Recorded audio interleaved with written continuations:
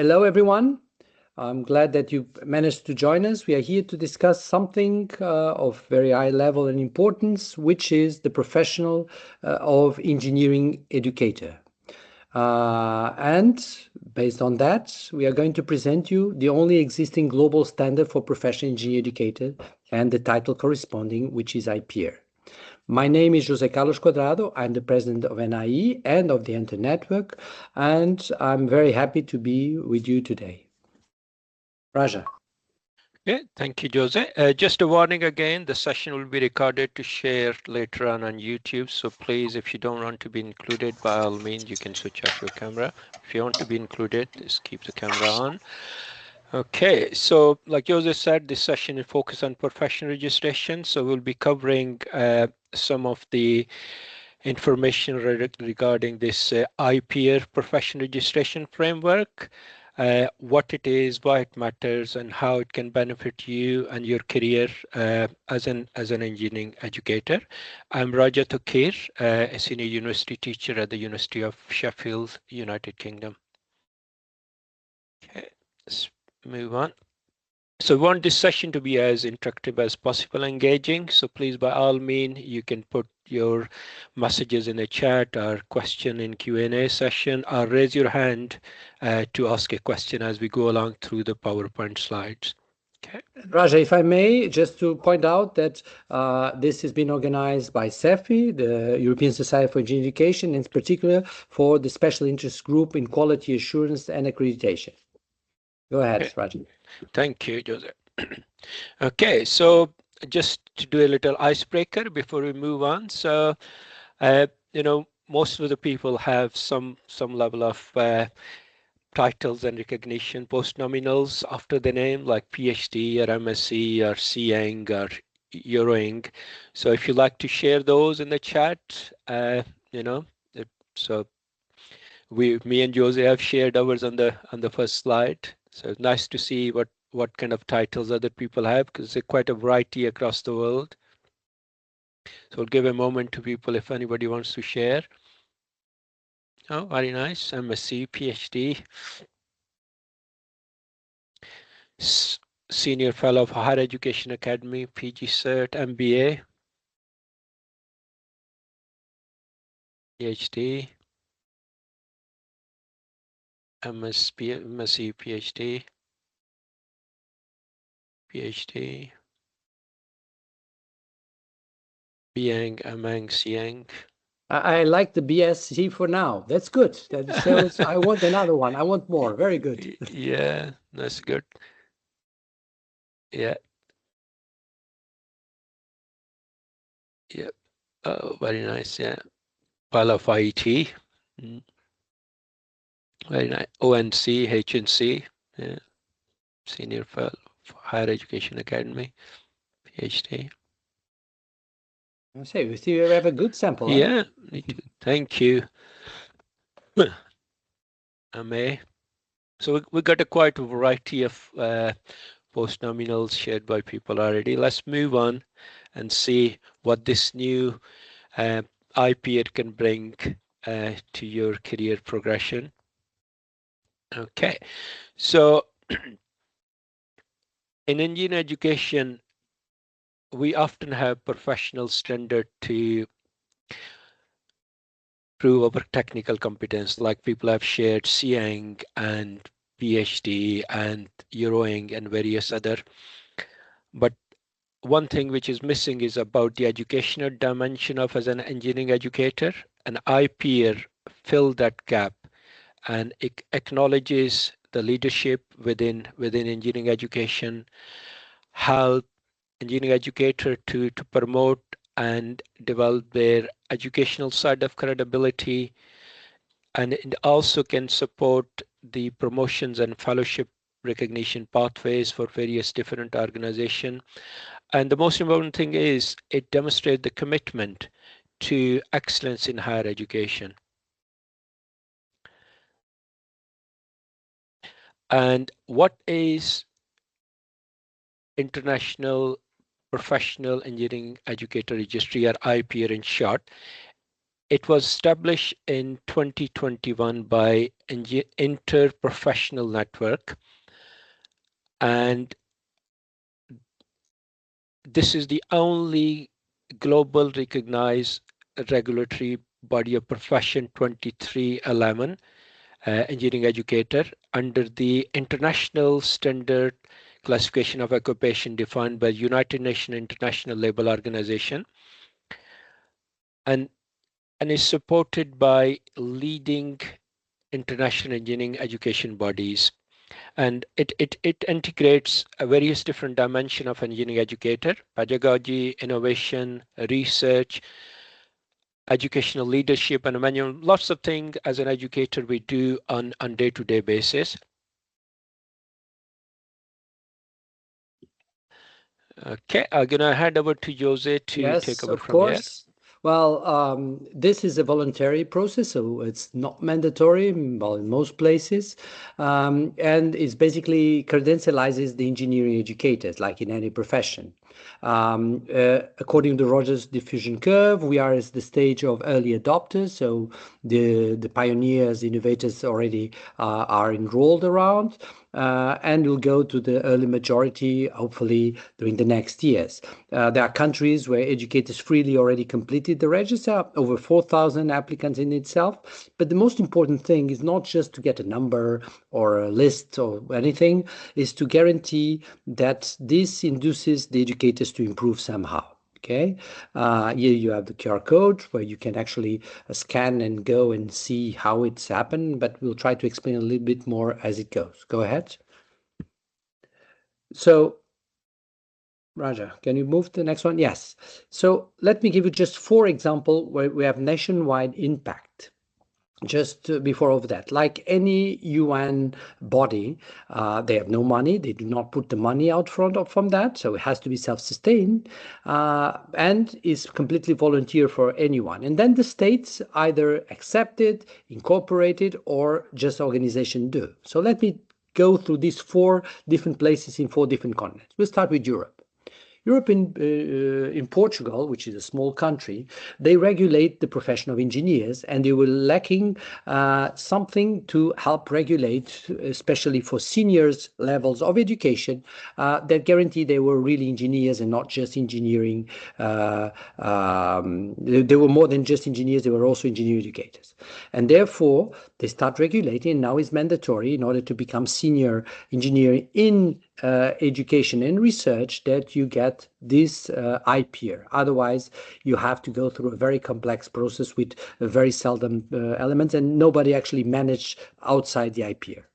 Then we go to Ecuador. Ecuador is the most advanced, and over there, the regulation were pushed, and there were projects financed by European Union. Already 2 million euros were poured into that to help that. And the state and a lot of universities start understanding that's the way to validate the educators. And in some cases, it's even mandatory that you do it in order to get for your professions in itself. As a counterpart, there's a huge investment, and the millions which were poured are for that, for doing the training on the competence which they miss, which means that at country level, if you are an iPEER, you have access in this time for the next 4 years to get all the competencies that you missed, and they were diagnosed through your register. And that was the key point, and it's a huge improvement that is growing a lot because, as I mentioned, there is a nationwide policy impacting on that. In Kazakhstan is similar to this, but is still in early stages over there. The top 6 leading universities there in the rankings and supported by the government are implementing the same process to all their educators and make sure that they actually get their diagnosis, which is the first step in order to go and achieve the iPEER and to get the iPEERs.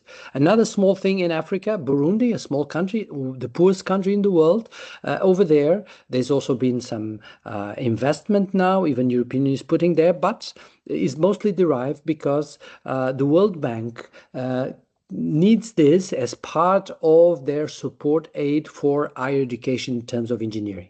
Therefore, this is the key point where it's been pushed and is now expanding to all the other domains, not just engineering. But the idea is if they do not get this international register, they will not admissible for getting this funding. So you have a huge impact where the nation come. On the other end, these are just individuals or universities that are then applying and use it as they wish. Go ahead, Raja. So what is it measure? So through the process has been done, has been developed and finalized the development 2021, and they actually 2020 and 2021 they entered in functioning. There are through the stakeholders, it was possible in 188 countries to figure out what are the top relevant competencies that are common to everyone. Of course, in some countries they require more, in other less, but this is what they found the common. There were 14 pedagogical competencies, 6 research competencies, and 5 management competencies, which were the essence of which were common to everyone, and therefore became the referential for that. And of course, it's also required motivation to be like that. Which means that then, besides getting their evaluation and verification, and we'll see how, they also get a level. Different levels correspond different points in the profession, like in any profession.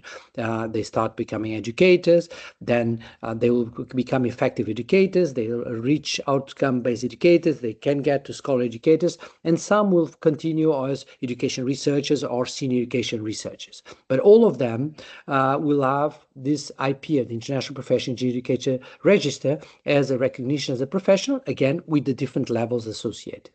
Please, next one. So, as I mentioned, the pedagogical competencies focus on teaching excellence and student engagement, while the research competencies try to cover scientific production and methodology, and management and motivation are the remaining ones, namely in terms of leadership and institutional engagement, which are part of it. So, as educating being someone who's not just a teacher, not just a researcher, not just someone who does something, but it usually is a mix of all of them. Continue, please. Each one of the rubrics, they have assessment levels and they are based in 3 different levels. So it's outcome-based, evaluation, evidence-based, which means that besides stating what they have in building their portfolio, they have to supply the evidence corresponding. And from that is revised by 3 independent reviewers, which will state for each one of them if they are not relevant, relevant or irrelevant. Being not relevant, minimal or non-demonstration of the competency, sometimes not evidence in it, relevant which have adequate application with basic effectiveness, and irrelevant when there is advanced, innovative and impactful demonstration of this competence. Shall we take a moment to ask any question if so, up to this point? Could be, yes. Yeah. No, but I probably let me show the competencies before that, and then probably have some questions coming out of that. Okay, thank you. Okay. So let me go through the competencies, pedagogical competencies. First of all, the numbers doesn't matter, but there are several of them. I'll not go into detail, but we can leave this for the discussion. But innovation in engineering pedagogy is one of them. So it means that in order to keep element, do not just teach, you innovate, because it's not first level or second level or secondary school. It's a high level. It means to keep always innovating in engineering pedagogy. Time management, effective interaction, reinforcing interactivity in teaching learning, systemic analysis in education, pedagogical psychology and communication, stakeholder interaction. Please move to the next one.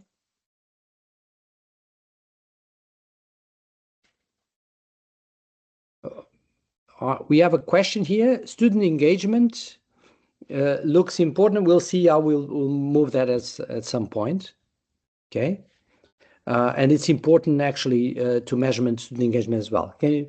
Then sustainable development, digital education, problem project learning, learning outcomes, curriculum design, innovation process, lifelong learning. Here I can put an extract for digital education. When this came out, and don't forget, they were rolled up, they finished in 20, but rolled up in 2021, but they were being discussed by the community since 2018, 17, 18. And I remember digital education beginning was not seen as one of the major needs for everyone, but COVID changed everything. So after that, people understood that digital education, it was not just for the people in the IT, okay? So this list of competencies is one of the questions here. They came out for talking with over 1,000 stakeholders from 188 countries, which means from educators, students, governments, bodies, and so on. And this was then summarized in a through document. All this study was paid by European Union. They gave 1 million euros to do that. And they were put together, and there was a huge list, more than almost 200, and only the top ones, the ones which were more referenced, were the ones which were considered. So moving forward, then on the scientific and technical production, participation research project, methodological and epistemological competencies, scientific communication, research training and supervision, critical thinking and creativity. It's cover all the things and all the parts, and of course, in some cases, where a young researcher will not yet have done supervision, it's normal, this actually guarantees is part of the process of growing, but it's expected at some point people growing will also have this part. Go ahead, next one. Then we have from the management motivation competencies, academic and administrative management, leadership and team coordination, motivation and student engagement, institutional and community engagement, and professional motivation and commitment. All of these try to cover the rest. Now, having a look at some of the questions, while the students engagement we already replied. Where does list of contacts come from? I just said it was like that. They were arise, and then they were verified through International Labour Organization, which is the body from UN, which regulates each one of the professions. So you can find it on the website. There is a part there, one of the documents which should have all the lists and all the information in itself. Where do we locate educators' AI literacy in engineering education? You do not. And the reason why you not is because as any ISO standards, which this follow internally the procedure, they go through a committee which analyze advances in the new competencies. So when you go back, you'll see that there are already some advances, innovations, and for the time moment, AI is one of them. But you go one before, if you can. You can see, yes, you can see the optimal strategies, methods, and so on, and innovative means. But it's a discussion now ongoing if it should be a separate competency to be seen. The problem, and it takes long, and I can tell you how the discussion goes through the committee, which are, again, with representatives from different parts, from 5 different continents. It's that AI, unfortunately, for the time being, is very divisive. The Global South does not have the same competencies in AI that the North has. Therefore, it's been a problem because the register is global. It's not just for the Western civilization. So the idea of AI would come at the moment where actually everyone has ability to do so and to have the right context and the right forming. Again, not yet completely generalized, but hopefully will be at some point. But that's the same thing. The profession is not static. You will continue to revise, and eventually you can even drop out some of the competencies and add more. But it has a very thorough, strong process in order to make any changes. Okay. Now, any more questions? If you have, please write it in the chat so it's easy for us to reply. Or they can unmute themselves, raise their hand and unmute themselves. Yeah? Or if it's too much to write, you can unmute yourself, identify yourself, and ask, of course. But we'll have time at the end to discuss more. So please continue.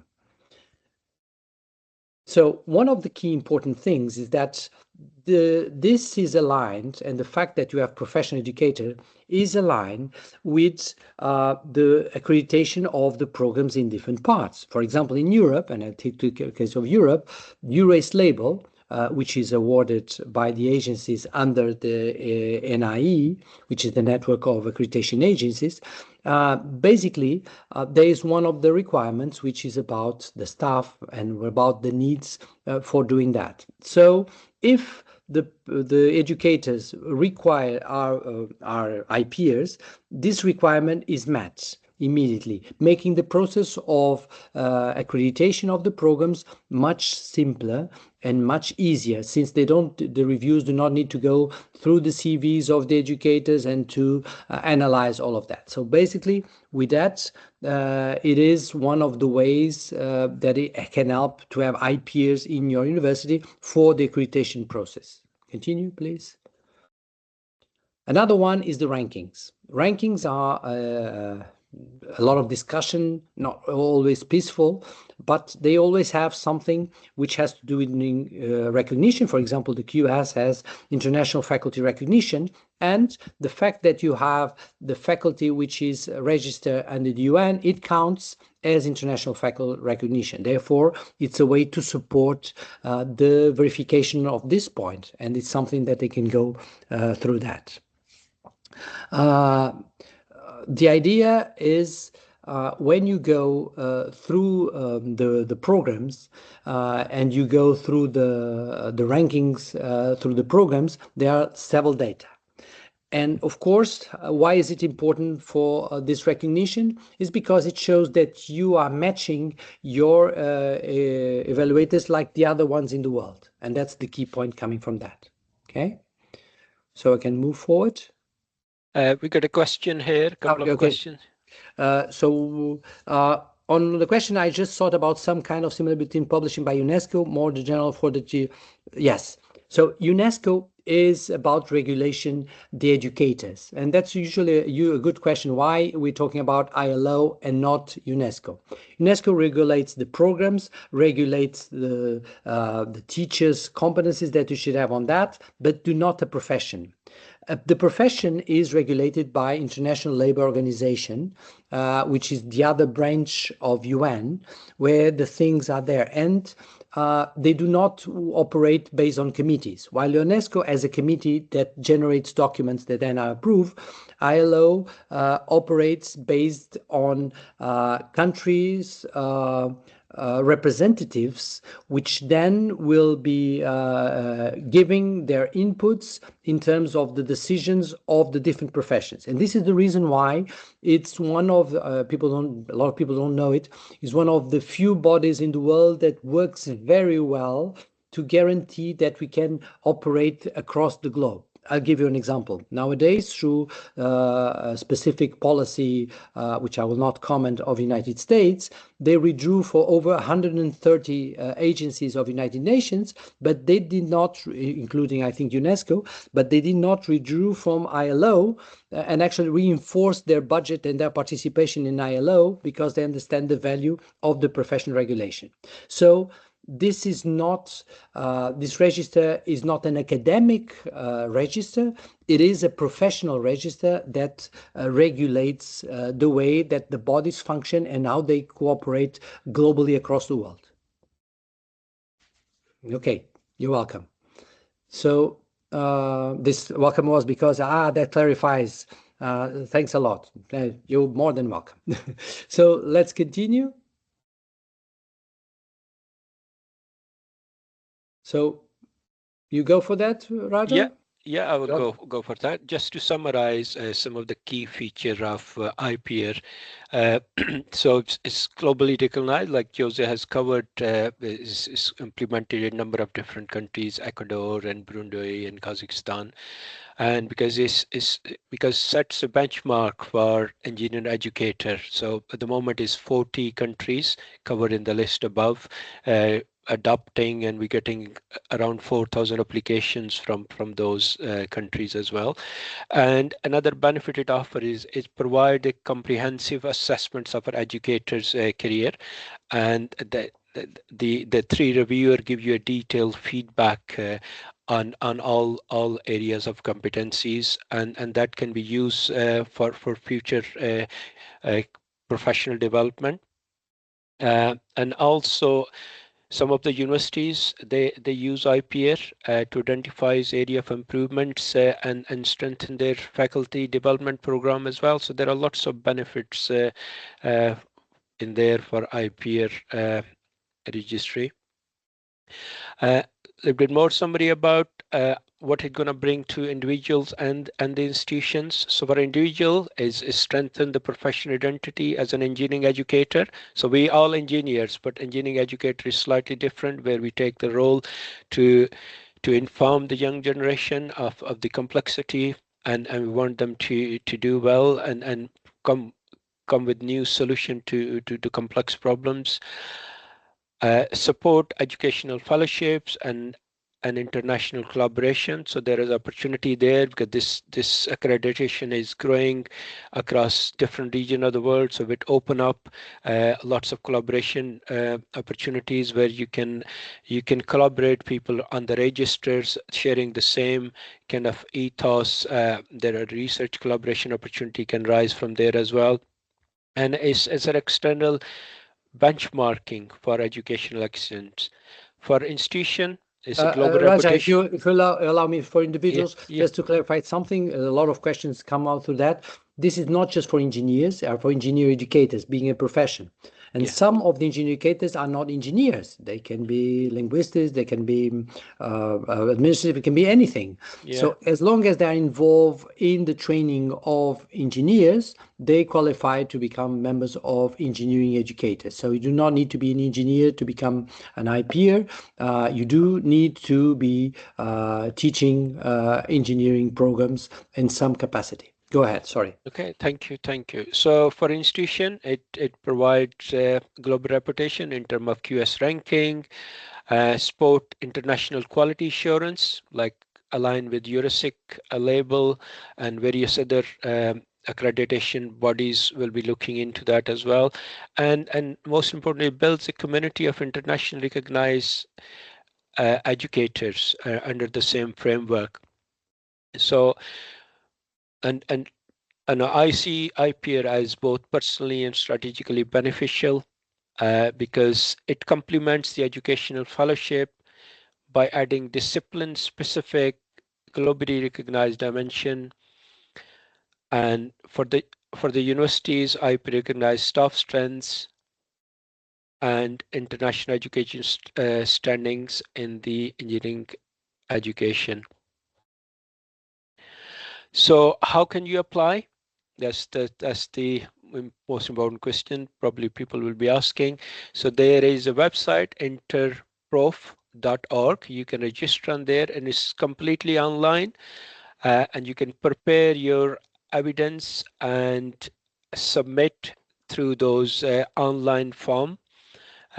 Some of the PDF evidence are required to be submitted as an attachment, and then that can be reviewed by 3 international peers chosen by chosen by the Interprof, and then it takes few weeks for the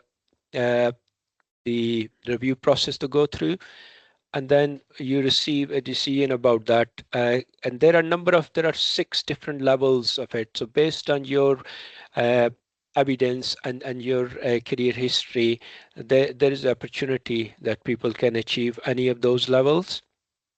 You want to add anything, Jose, here? Yes, well, this is, if you want, if you will, very similar to what happens when you do reviewing in scientific terms. So basically, it's peer reviewing and to verification of the compliance with the evidence supported, and the feedback is naturally given to the applicants so they can actually revise it and see how they can actually improve.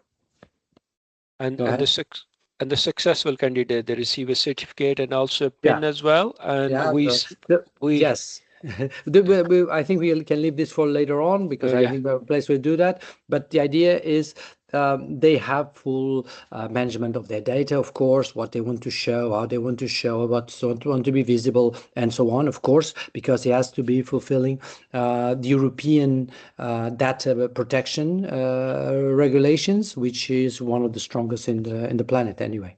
Go ahead, Raja. Thank you. So I applied last year. I met with Jose in 2024 during SEFI conference, and Jose introduced me with iPEER. And then I spent some time to gather all the key examples from my career over the last five years, and then spent a few weeks to build that portfolio and submit it. And I received a decision sometime in I think was in August, and I was handed a certificate and also the pin during the last SEFI conference during our SIB meeting. So you can see Jose and myself in there. Okay, okay, we'll cover that at the end, that question. Okay, let's move on. And so some tips for a strong application through my personal experience. So make sure you map your work explicitly to iPEER competency domains, which we have given in our slides and also available online on Interprof website. Provide evidence of impact, not just an activity. Try to quantify things. If those are not quantifiable, then try to qualify how those initiatives have created a different level of impact. Again, you can use the student feedback, you can use award, you can use outcome of various research proposals. You can also highlight international collaboration and leadership. Reflect on any future goals you have to pursue for your personal or professional goals. And if you need any help or guidance, you can contact myself or Jose. We're happy to advise any of the colleagues. Yeah, in the SEFI, that's what we do actually in the SEFI Quality Assurance Group. No, you can go ahead. It's a good segue from what you were saying next word. So the idea, and Raja will explain a little bit about this, but that's part of the role that we have also in SEFI. Go ahead. Okay, so we deliver in this webinar as part of our SEFI Quality Assurance and Accreditation SIG remit. And those people who don't know what this is a special interest group which brings together educator and academic leaders and quality assurance professionals to advance excellence in engineering education through quality assurance, accreditation, and continuous enhancement. So you can have everything, but if there is no quality, it's very hard to raise the reputation of those programs. So what we do in our we do annual 6 workshops during our SEFI conference, and we also do some other activities as well as part of our SIG. So share best practice. So delegate in our workshop, they can share what's happening within their agencies or within their countries. In terms of standards, any innovative approaches. People are a lot talking about AI nowadays and how AI is going to impact in the future of quality assurance accreditation. Again, supporting professional recognition like iPEER, and also looking at some of the accreditation frameworks as well. So in the next SEFI conference, 2026 in Prague, we are planning to again give certificate to those delegates who has gone through the process and been awarded iPEER. So that will be an opportunity to award the certificate and also celebrate their success. So if you're not if you like to join us to become part of our SIG, please by all means you can scan the QR code above, or you can use a tiny URL above there to join. Okay, let's. Now, if I may, Raja, before I go to the next one, so it's important element here is that all of this is done through volunteer work and how we've been through that. None of us has any kind of contract employment or nothing like that.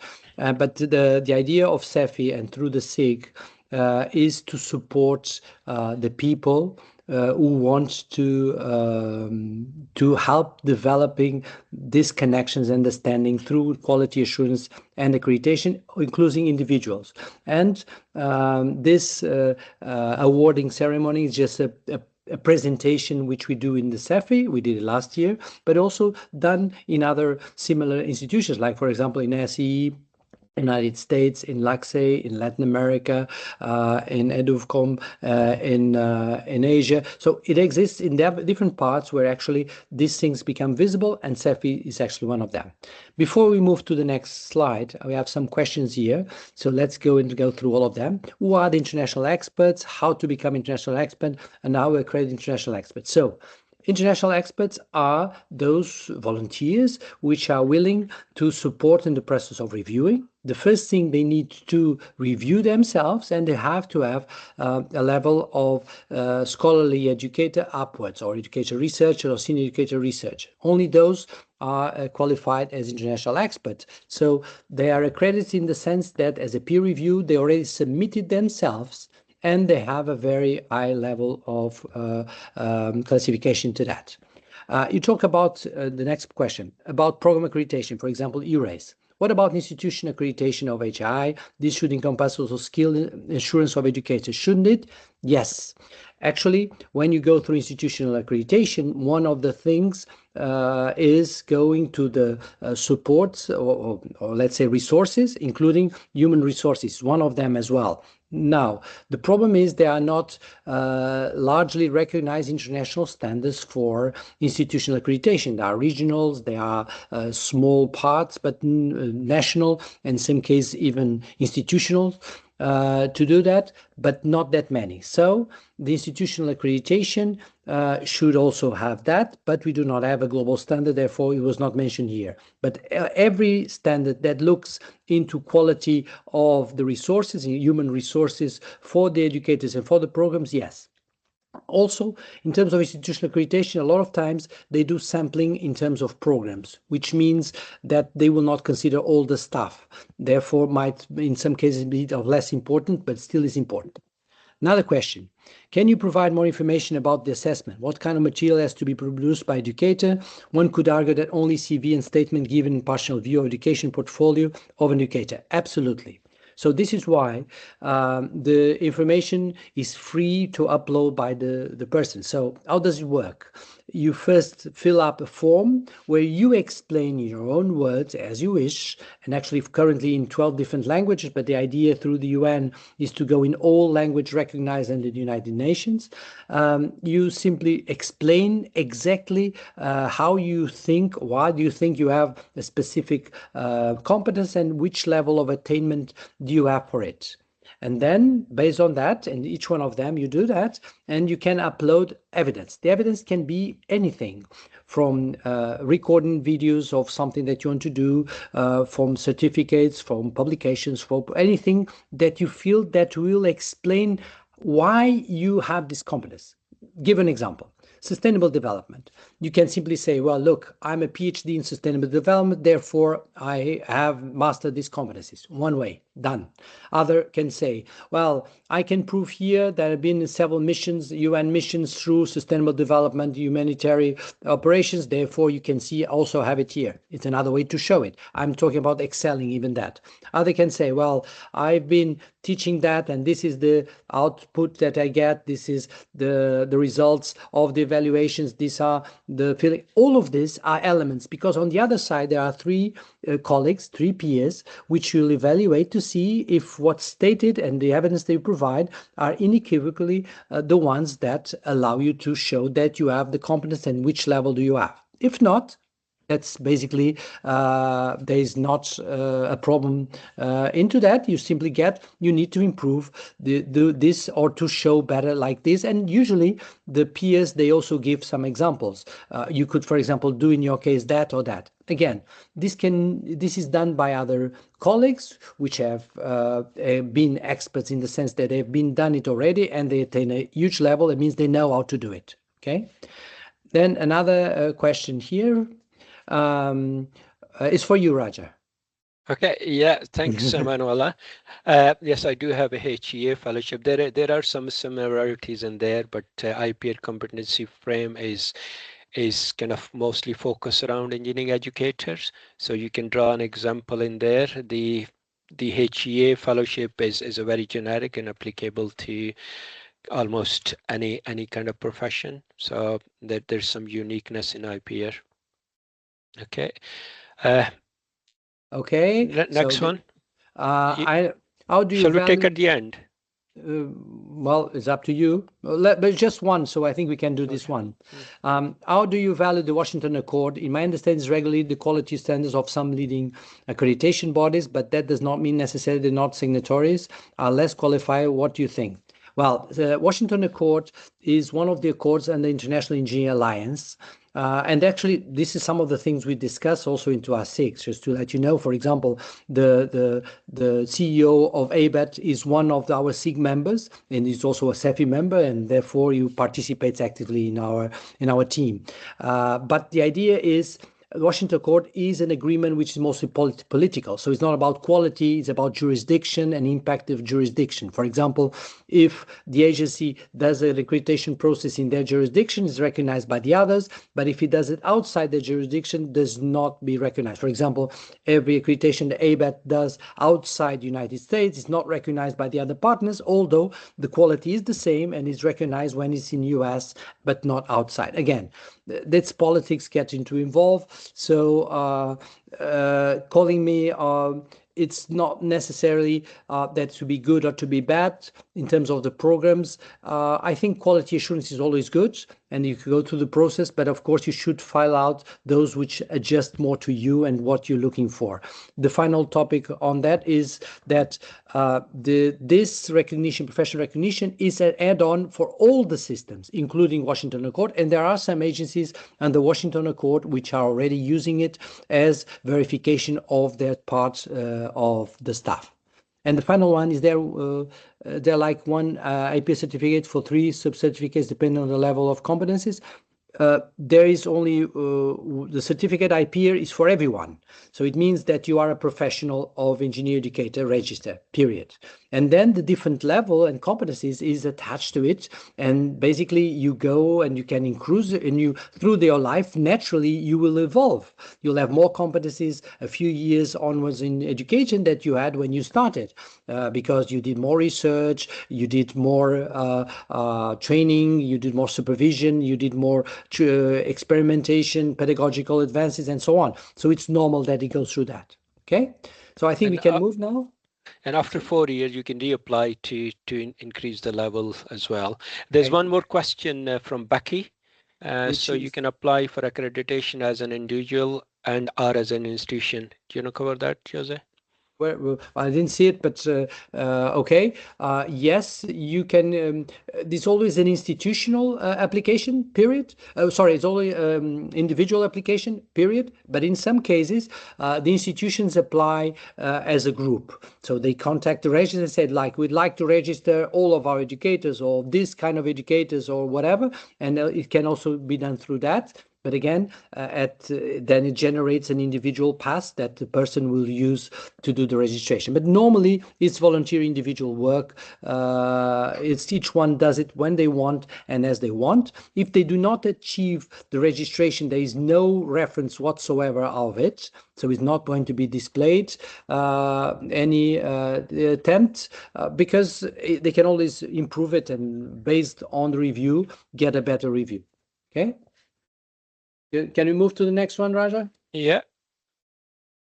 So, taking idea of what we do in this in the SIG, basically one of the things we are the active body of the SIG into something interesting. It's happening every year, which is called the Eurace Connect. Eurace Connect is a gathering of 1 day and a half of all the universities with accredited programs, international accredited programs. And therefore, with that, in those cases, the SEFI is there, and we represent SEFI, and we're very glad to do that. But of course, we're just one of the members into a networking session. So there are no conferences, nothing like that. We are basically in process where people discuss how they can cooperate in research, in dual degrees, in joint programs, in actions. So to give an example, last year, sorry, we're already 2026. Last year's Eurace was in Lisbon, and there were a lot of agreements. The smaller one being one professor that asked other, can we do a book together? Who is interested in writing a book with me and actually manage? And then a lot of Horizon preparation went undergone through that. And the biggest one was one rector there. I was asking for a partner to open a new campus in a remote location, and I also did it. So the idea is just a gathering, is like a dating process where people go and they look for that. And they look for any kind of connections. There are two things there which are fundamental. First, in order to be there, your institution has to have accredited program, so it shows quality. And the second, you have to want it to be there. Therefore, if you want it to be there, you're also interested in cooperating. So everyone is there, is looking for cooperation, and he has the right quality. So you don't really need to worry too much about background checking, and you can have this kind of thing. During the 1 day and a half, you have successions of meetings, organized meetings. It has a proprietary app which regulates the meetings. So someone makes a pitch of 2 minutes saying, I want to do that. Say, well, I would like to talk with him. Go to the app, and then you set up a time and a meeting place, and you go and you meet. And basically that's it. That's a networking, that's a connection. That's why it's called Eurace Connect. You can find this in different places. You can find this, of course, in the website of all these partners here. This year is going to be in Turkey, in Istanbul, 4th and 5th of June. And you can see, besides SEFI and LACSE and Enter and NIE, also we'll have the local organizers, which is ITU, Technical University of Istanbul, the top one there, MUDEC, the accreditation agencies, and the European University, which overarches them, which is ELISA University. All of this you can find in all the websites, in the newsletter from NI, everywhere. Okay? Go ahead, Raja. Yeah. So this is a bit for you, if you want. This is we nearly reached to the end. So just a little quote: teaching is not a fallback for engineer; it's an engineering in action. So thank you very much, everyone, for attending, and we'll just open the floor for any further questions you may have from us. So I'm going to stop sharing the slides, and then we can have more questions from people. So you can unmute yourself to ask any question you like. Yeah. Or you can write whatever you want. But at the end of the day, thank you very much for attending, because I think with that we can open a brave new world, which is allowing that engineer educator to be a profession fully recognized by everyone in the planet. And I think that's a key point, and it's something that we are working on that. And if you're not yet an iPEER, apply to become one, and use it, also divulge it to your community, because the profession will be as stronger as we make it that. And of course, with the support of very reference institutions like SEFI and Enter, like say others, this is growing and will be more or less an impact, making the profession really different. Each one of these organizations is working hard. For example, SEFI works hard in defending competencies, in looking deeply into that, into go through ethics, into go through all of this. And this is the way, as a professional body, that can embrace that and pass it and roll it out directly outwards. But all the other organizations do the same thing, through accreditation, through commitment, through capacity development. So please make sure that you divulge this with your colleagues, you enroll yourself, and it's a good experience. All of us, we did it, can tell you, it's a very good experience. You always learn a lot about ourselves. Raja, do you want to add something? I just shared the link for Interprof in the chat, so you can look at some of the information about iPEER on their website, and there is a registration form as well if it interests you to find out more about what each competency needs. Around 2,000 characters, so around 160-70 words each, so it doesn't ask for a huge amount of information, and you can also upload your certificates and stuff as a PDF document to prove as an engineering educator. Okay, any more questions? Thank you, Carlos. This is Professor Mani from India. Thank you for the excellent presentation. Looking forward, I'll connect with you. I'm a GDC member from India. Thank you. Okay, very good. Thank you. Thank you.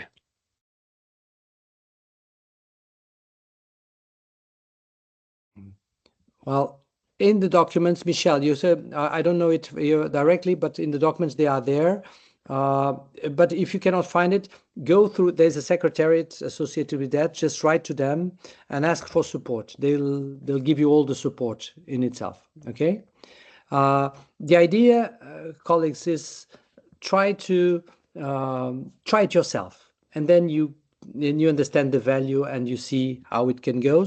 But at the same time, try to always participate in discussions like this. We'd like to thank you, to thank SEFI also for organizing these webinars, because these webinars is a way where we can expand forward. And if you're interested in to go deeper, join to our meetings in the Special Interest Group of Quality Assurance and Accreditation, where we discuss it both online and in the conference site as well. And hopefully you'll be able to join us for the SEFI, next SEFI, where we will award the pins. So in Prague, we'll be awarding the pins for those which will complete their iPEER review until then.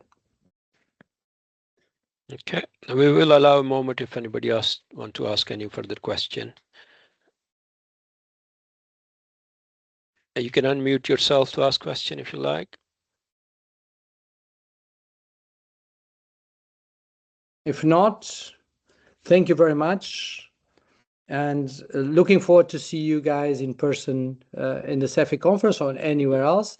This kind of event of the iPEER is being, as I mentioned, replicated in different parts of the planet, and where the communities are celebrating that.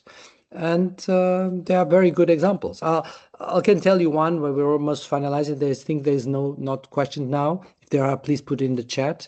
In Ecuador, without any intention, they started to make this a family thing. So whenever the iPEER certificate and PIN is being awarded, they bring the families, they bring the mothers, the parents, they bring the kids, they bring everyone. So it struck me out. It's something which I never thought, that in our profession as educators, we are very much taking a lot of time from the family, but they don't really know and they don't see the recognition out of that. Yes, we can take him to see our office, but normally not to the classroom. But even there, it's just a small part of what we do. So the fact that this event recognized the profession as a profession of engineer educator, it was something amazing. And actually, the last one there was a full auditorium with 600 people for something like 70 or 80 IPs which were receiving the pins with all the families. It was a huge, big, positive thing with everyone was happy, everyone was enduring, everyone was really happy to do that. So I think that's key of the thing, recognition of our profession, which is the utmost target at the end of the day.